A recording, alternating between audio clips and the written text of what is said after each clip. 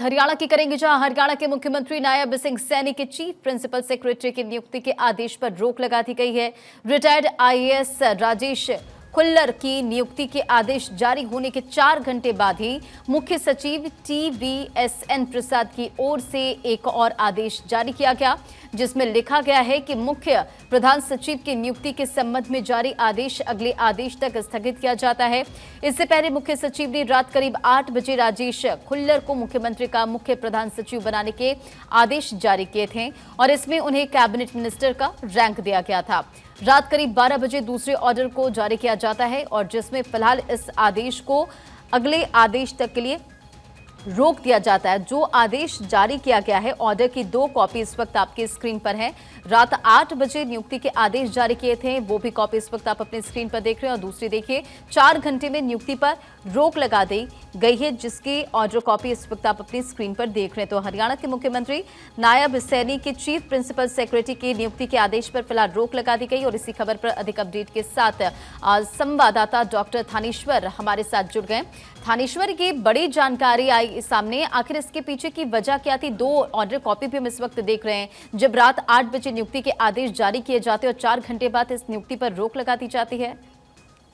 बिल्कुल ठीक कहा आपने। रात 8 बजे जब ये ऑर्डर जारी किए गए थे तो सभी मीडिया कर्मियों को यह उम्मीद थी कि प्रधान सचिव के पद पर राजेश खुल्लर की नियुक्ति होनी है, कोई अतिशोक्ति वाली बात नहीं थी। लेकिन रात 12 बजे जिस तरीके से TVSN प्रसाद द्वारा ऑर्डर जारी करके इन आदेशों पर रोक लगाई गई है, वो चर्चा का विषय बना हुआ है। राजनीतिक गलियारे में तरह तरह की चर्चाएं चल रही हैं कि शायद नायब सैनी जो है यंग मुख्यमंत्री है, वो यंग अपनी टीम यंग रखना चाहते हैं, क्योंकि जो राजेश खुल्लर हैं वो रिटायर्ड हैं। रिटायर्ड होने के 24 घंटे बाद ही उन्हें यह पद दिया गया था खट्टर सरकार के समय। मनोहर लाल खट्टर के बहुत करीबी रहे हैं वो। अब राजनीतिक गलियारे में चर्चाएं तो तरह तरह की चल रही हैं, लेकिन हकीकत क्या है ये अभी सूत्रों से निकल कर नहीं आ रहा है। कई बार बात करने का प्रयास किया गया, जो प्रशासनिक अधिकारी है उनसे भी बात करने का प्रयास किया गया कि आखिर मुद्दा क्या हुआ। सभी यही कहते हैं कि वेट एंड वॉच। लेकिन ये बात सब में चर्चा का विषय बनी हुई है कि राजेश खुल्लर जो सभी सरकारों में मुख्य पदों पर रहे हैं हमेशा से, और पूर्व मुख्यमंत्री मनोहर लाल के बहुत करीबी रहे हैं, फिर नायब सैनी से जब सरकार बनी उस समय भी ये उसी पद पर नियुक्त रहे। लेकिन उसके बाद जिस तरीके से ये सारा काम हुआ, वो अपने आप में एक बहुत बड़ी बात है।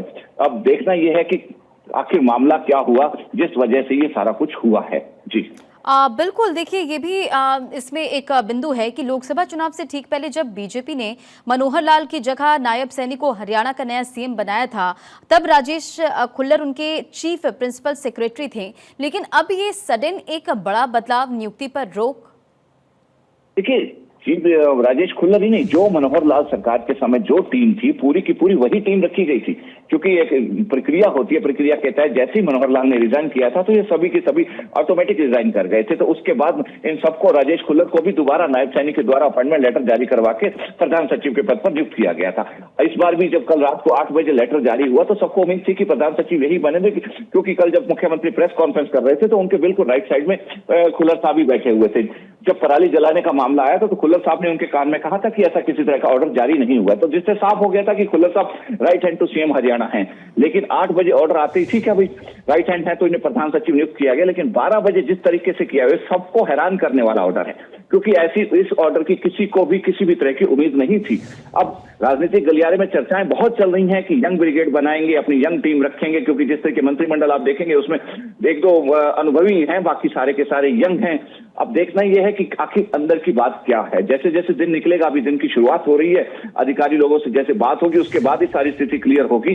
राजेश खुल्लर से भी कई बार बात करने का प्रयास किया गया, लेकिन अभी तक उन्होंने फोन पिक नहीं किया है। अब जैसे जैसे दिन निकलेगा तब जाके पता लगेगा कि आखिर मामला क्या हुआ, जो मात्र 4 घंटे में ही नियुक्ति पर रोक लगा दी गई, वो भी इतने सीनियर आईएएस की जो सभी सरकारों में मुख्य पदों पर रहे हैं।